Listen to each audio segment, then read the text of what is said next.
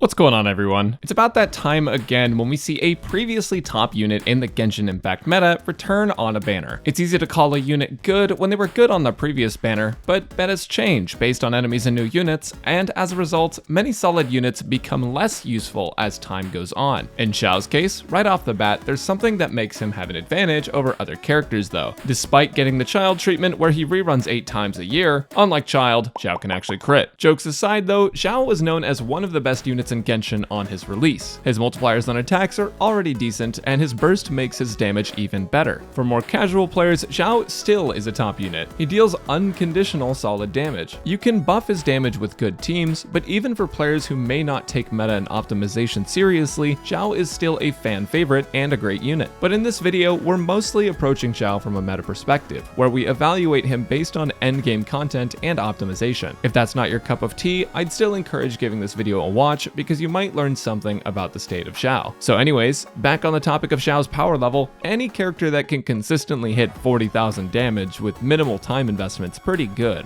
right?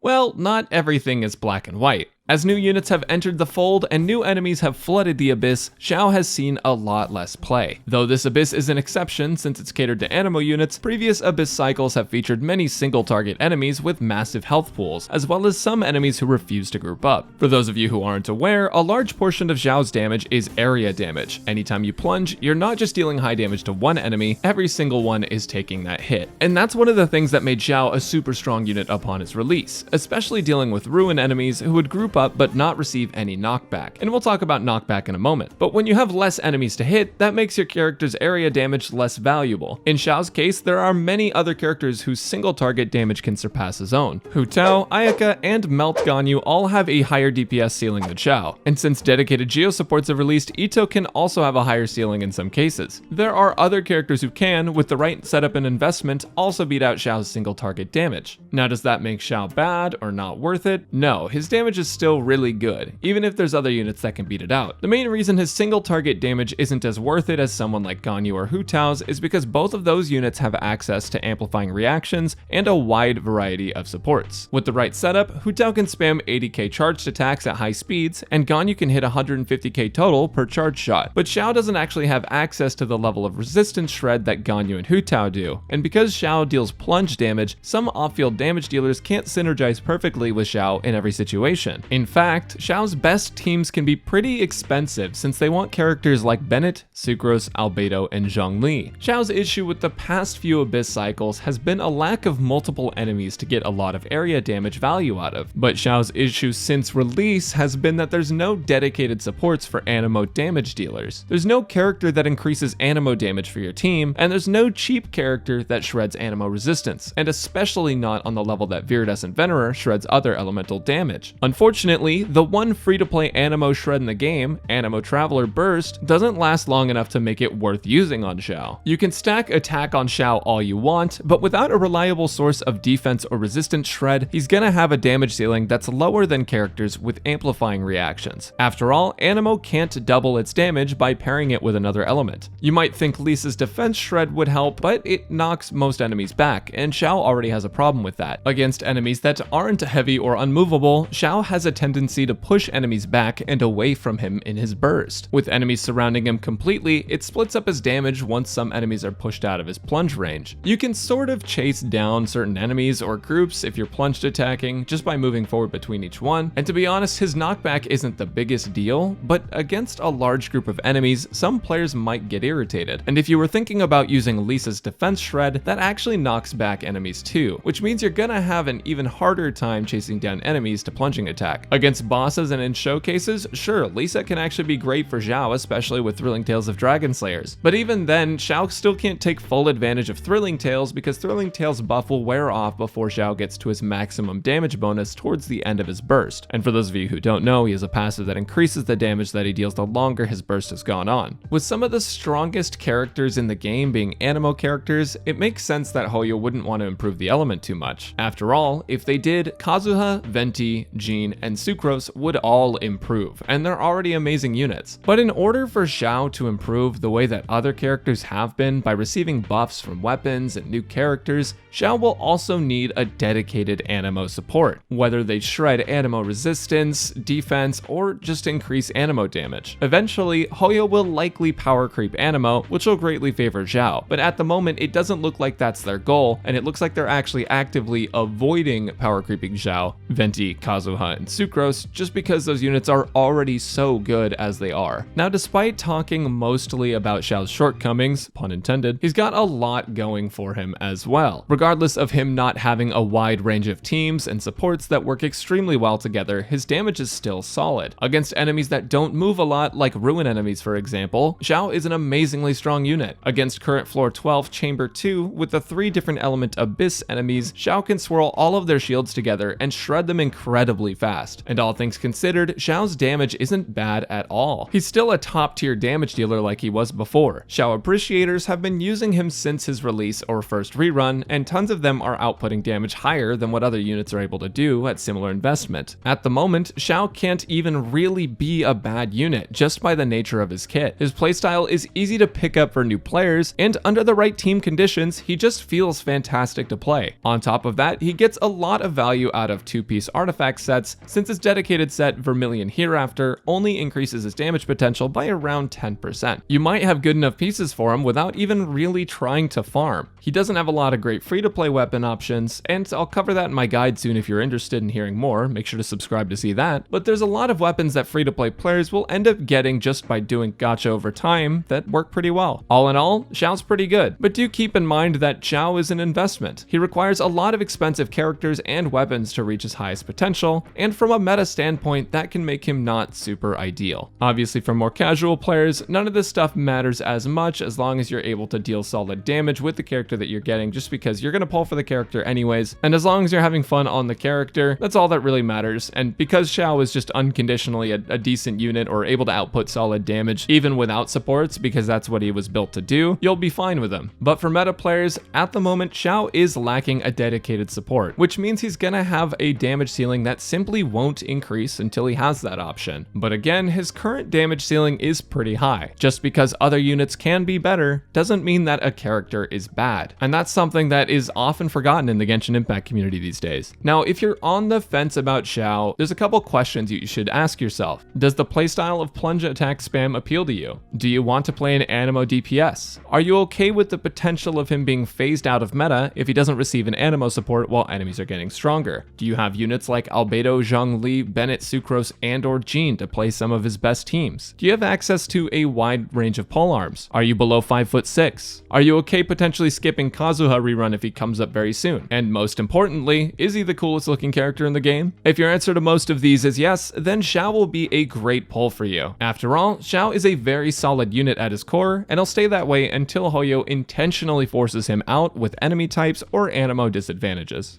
Thanks for watching, everyone. If you've enjoyed, let me know down in the comments below, like the video, and consider subscribing to the channel. I also go live a few days a week at twitch.tv/Braxophone, so if you like live content or Honkai Star Rail, which is what we're streaming right now, you should definitely come hang out. As always, good luck with your polls, everyone, and I'll catch you next time.